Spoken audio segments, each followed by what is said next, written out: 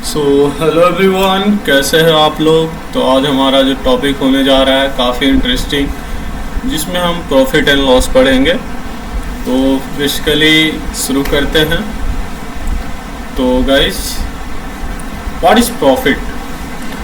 तो जब गाइस आप किसी चीज़ को मान लो खरीद रहे हो, किसी चीज़ को हम खरीद रहे हैं और उसको हम ज़्यादा दामों में बेच रहे हैं, तो वहाँ पे क्या हो गया, वो प्रॉफिट हो गया।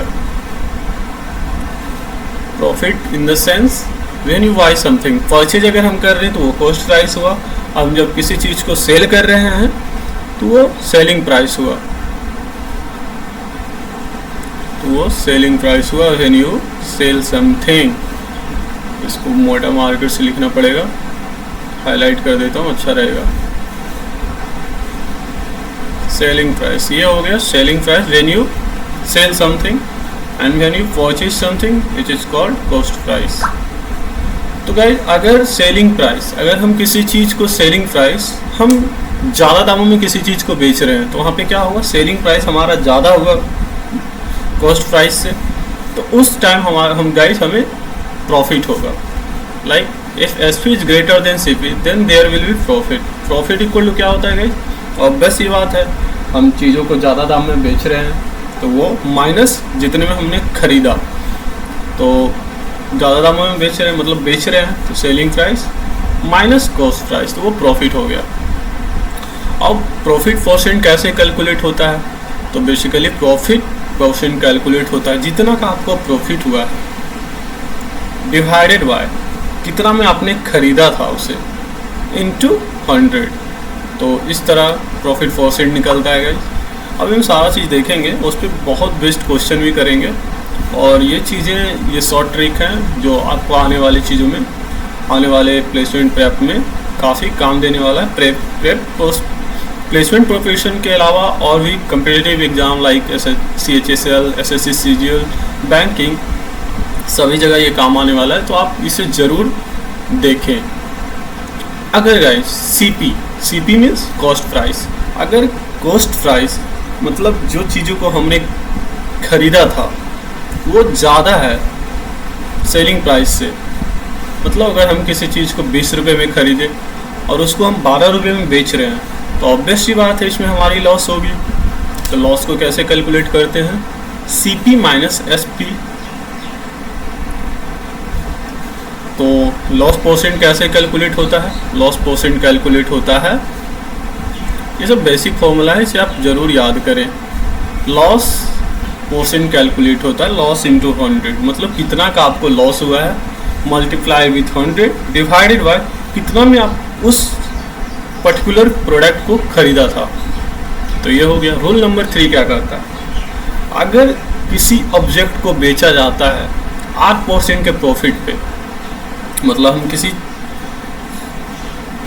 ऑब्जेक्ट को बेच रहे हैं, उस पर मुझे मान लो X% प्रॉफिट हुआ, तो सेलिंग प्राइस निकालने का फॉर्मूला क्या होता है, सेलिंग प्राइस मतलब किसी ऑब्जेक्ट को बेच रहे हैं तो जितना में आपने ख़रीदा था, मतलब ये हमने ख़रीदा था, एक मिनट, तो ये हमने ख़रीदा था cost price into 100 plus profit percent divided by 100। Like अब देखो यहाँ पे इस फॉर्मूले को समझते हैं। बेसिकली ये सारे फॉर्मूले आप याद करने हैं। तो SP कैसे कैलकुलेट होता है, कॉस्ट प्राइस इनटू 100 प्लस जितना में आपने, कितना का आपने प्रॉफिट, कितना परसेंट का आपने प्रॉफिट गेन किया है डिवाइडेड बाय 100। आप इसको इस तरह भी लिख सकते हो SP, और अगर यहीं पे अगर हमें कैलकुलेट करना हो CP, देन वहाँ पे CP इक्वल टू क्या हो जाता है, SP into 100 divided by 100 plus profit percent. Similarly अगर किसी ऑब्जेक्ट में हमें लॉस हो रहा है, तो वहाँ पे सेलिंग प्राइस निकालने का जो फॉर्मूला है वो 100 minus loss percent CP into 100 minus loss percent. यहाँ CP छूट गया है, यहाँ पे CP हो जाएगा, CP minus loss percent divided by 100। इसी तरह CP निकालने का फॉर्मूला है SP into 100 minus loss percent. अब रूल नंबर 4 क्या कहता है गाइस, ये सारे फॉर्मूले आपको याद करने हैं, बहुत ही इम्पोर्टेंट फॉर्मूले हैं। यहाँ पे एक चीज़ है, यहाँ पे छूट गया है, यहाँ पे CP हो जाएगा, CP, सॉरी, ये थोड़ा सा इसे मुझे ये करना पड़ेगा, कोई ना। तो यहाँ पे CP इंटू हो जाएगा, इसे थोड़ा साइड कर लेते हैं, यहाँ पे CP इंटू हो गया, ठीक है। मुझे पहले मिटा देता हूँ, तो इसे रख देते हैं क्या,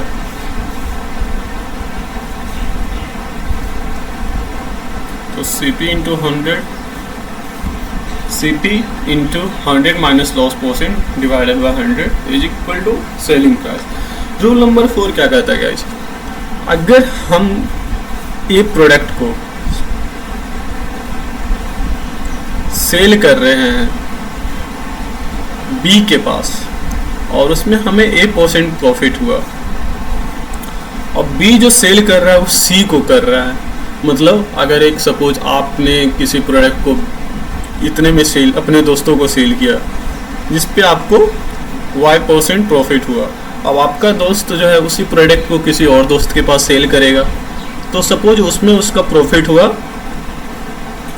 Z%, तो ये सक्सेसिव प्रॉफिट हो गया, लगातार प्रॉफिट हो रहा है। तो सक्सेसिव प्रॉफिट निकालने के लिए आपका जो जितना प्रॉफिट हुआ था प्लस आपके दोस्त का जितना प्रॉफिट हुआ था प्लस आप दोनों दोस्तों का जितना प्रॉफिट हुआ उसका मल्टीप्लिकेशन डिवाइडेड बाय 100, ये हमारा प्रॉफिट परसेंट कैलकुलेट होगा। अब इस पे बेसिक जो एल्गो है ये आप कर सकते हो आसानी से। लाइक सपोज मैं यहाँ पे थोड़ा सा जूम करके दिखा देता हूँ, मैं इसको सॉल्व कर देता हूँ ताकि बेटर वे में आपको क्लियर हो। लाइक देखो दोस्त, अगर हम आपका दोस्त का 2% प्रॉफिट हुआ प्लस आपका दोस्त ने अपने दोस्त को भेजा उस पर 3% प्रॉफिट हुआ प्लस 2 इंटू 3 और इस पर डिवाइडेड बाय 100, ये टोटल वो प्रॉफिट परसेंट बनेगा। I hope this is clear to you. Rule number 5 क्या कहता है, अगर आप किसी प्रोडक्ट को A% और B% का 2 सक्सेसिव लॉस हुआ आपके प्रोडक्ट में, तो वहाँ पे जो निगेटिव साइन के साथ लॉस को दिखाया जाता है और पॉजिटिव साइन ऑब्वियस सी बात है गेन को दिखाएगा। तो मान लो आपने किसी प्रोडक्ट को A में खरीदा, A% प्रॉफिट हुआ, A% लॉस हुआ, तो सपोज आपको A% लॉस हुआ और आपने अपने दोस्त को बेचा, आपके दोस्त ने फिर अपने दोस्त को बेचा B%, उसमें उसका लॉस हुआ, तो इसमें जो टोटल लॉस होगा calculate -A minus B plus AB divided by 100 into कितना परसेंट इसे लॉस होगा। तो आई होप आपको ये क्लियर हुआ हो। इसको डिलीट करते हैं, तो ये इस तरह से ये कैलकुलेट होता है। ये फॉर्मूले बेसिकली याद करने हैं आपको, ये भी इम्पोर्टेंट फॉर्मूले हैं, आसानी से बन जाता है। अगर ये क्वेश्चन आया आपको तो ये आप 2 मिनट नहीं लगाओगे बनाने में, अगर सक्सेसिव प्रॉफिट है और सक्सेसिव लॉस कैलकुलेट करने का हो तो। रूल नंबर 6 क्या कहता है गाइस, इफ़ आपको किसी प्रॉफिट पे A% प्रॉफिट हुआ और B% लॉस हुआ और साइमल्टेनियसली लगातार हुआ, मतलब आपके दोस्त आपने किसी चीज़ को बेचा A% प्रॉफिट पे, फिर आपके दोस्त ने उसी चीज़ को B% के लॉस पे बेचा, तो ओवरऑल जो लॉस और प्रॉफिट परसेंट होगा वो A minus B minus AB into B divided by 100 इतना परसेंट आपका लॉस और प्रॉफिट होगा। अगर माइनस में आता है कैलकुलेशन के बाद तो ऑब्वियसली बात है लॉस होगा, अगर प्लस में आता है तो प्रॉफिट होगा। I hope this is clear to you. And next question is next rule is rule number 7 क्या कहता है गाइज, अगर आप अपने दोस्त को A% के लॉस पे किसी चीज़ को बेच रहे हो, ठीक है, A% के लॉस पे, और आपका दोस्त उसी चीज़ को 20% के प्रॉफिट पे किसी और को बेच रहा है। तो यहाँ पे जो प्रॉफिट एंड लॉस परसेंटेज का जो काउंट होगा, आपने बेचा लॉस में तो माइनस ए आपका दोस्त वो बेच रहा है प्रॉफिट में, plus B minus A into B divided by 100। अगर नेगेटिव साइन आता है कैलकुलेशन के बाद तो लॉस हुआ, पॉजिटिव आता है तो गेन हुआ। अब रूल नंबर 8 क्या कहता है, अगर कॉस्ट प्राइस किसी आर्टिकल का इक्वल है सेलिंग प्राइस और बाय पार्टिकल का, then selling price of equal to X and cost price equal to Y. इसमें क्या कहता है, अगर selling price cost price X article का इक्वल है, मतलब हम 5 बुक खरीदे हैं, उसका कॉस्ट प्राइस मेरे 10 बुक जो हमने सेल किया है, 10 पेंसिल जो मैंने सेल किया है उसके इक्वल है। जहाँ पे हम सेलिंग प्राइस को एक्स से कर सकते हैं, कॉस्ट प्राइस को बाय रख सकते हैं। तो टोटल जो लॉस परसेंट काउंट होगा एक्स माइनस वाई, मतलब selling price minus cost price divided by cost price into 100। और सेम यही है कि अगर आपको रूल नंबर 9 क्या कहता है, अगर आपको एक्स आर्टिकल को आप बेच रहे हैं तो आपको जो प्रॉफिट और लॉस होगा बाय पार्टिकल के सेलिंग प्राइस के इक्वल है, देन प्रॉफिट परसेंट कैसे कैलकुलेट होगा, by into 100 x minus y. If a man sells two similar objects, one at loss x%, rule number 10, and other at x% gain, then he always incur loss in transaction. अगर मैं दो similar project को, एक मतलब मेरे पास 2 pencil है, एक pencil को मैंने x% के लॉस पे बेचा और एक पेंसिल को मैंने x% गेन पे बेचा, तो हमको ओवरऑल जो होगा मुझे लॉस ही होगा। तो लॉस परसेंट इक्वल टू क्या हो जाएगा, x square divided by 100 in percent, इतना परसेंट का मुझे लॉस होगा, x square divided by 100। Rule number 11 क्या कहता है गाइस, रूल नंबर 11 कहता है, ये बहुत ही इंपॉर्टेंट फॉर्मूला है, इससे बहुत क्वेश्चन आते हैं, तो आप इसे रिमेंबर कर लेना। और रूल नंबर 11 कहता है, मैं जो इंपॉर्टेंट है उसमें मार्क कर दे रहा हूँ, ठीक है। रूल नंबर 11 कहता है गाइस, इसको रेड कलर से मार्क कर देता हूँ,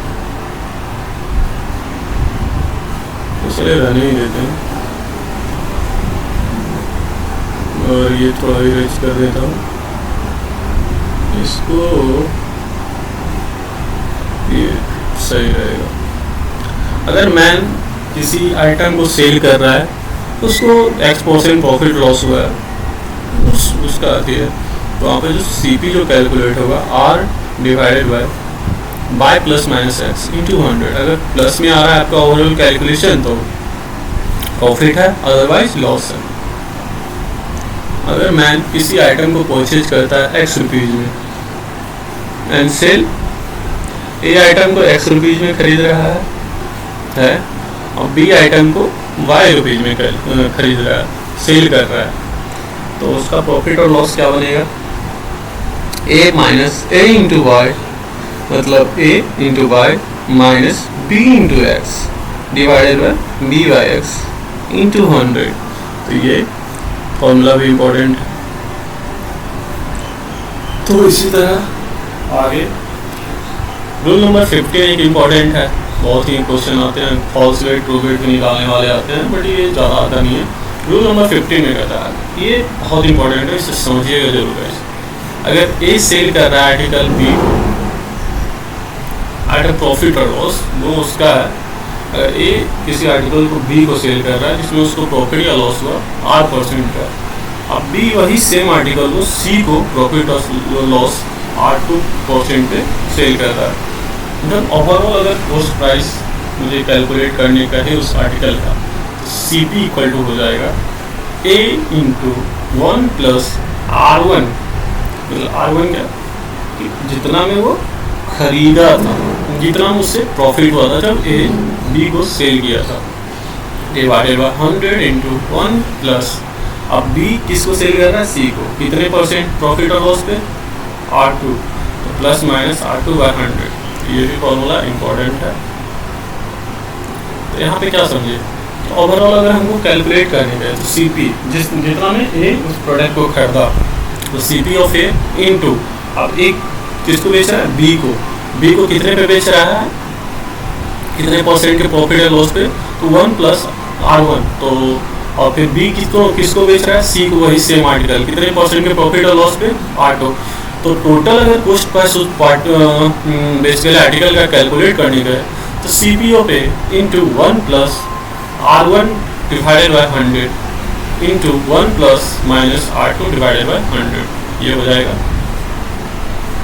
और इस पे कुछ क्वेश्चन करेंगे गाइस, क्वेश्चन करेंगे तो बेटर वे में क्लियर होगा।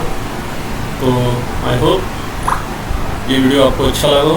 आगे क्वेश्चन के लिए मैं क्वेश्चन सीरीज बना दूंगा और इसी में डाल दूंगा। Thank you so much. Have a nice day and please make sure to like and subscribe my YouTube channel Brainy Whites. Thank you.